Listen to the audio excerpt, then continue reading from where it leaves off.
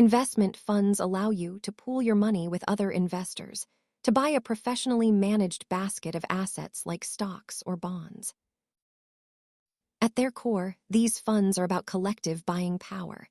You are not buying one company, but a slice of a much larger portfolio. Instead of researching individual stocks, a single fund can give you instant exposure to hundreds of companies at once. Funds offer professional oversight, lower costs than buying every stock individually, and the ability to sell your shares whenever the market is open. Funds are generally split into active, where a manager makes trades, and passive, which simply follow a market index like the S&P 500. Fees vary significantly. Passive index funds typically charge much less because they do not require a team of researchers to pick stocks.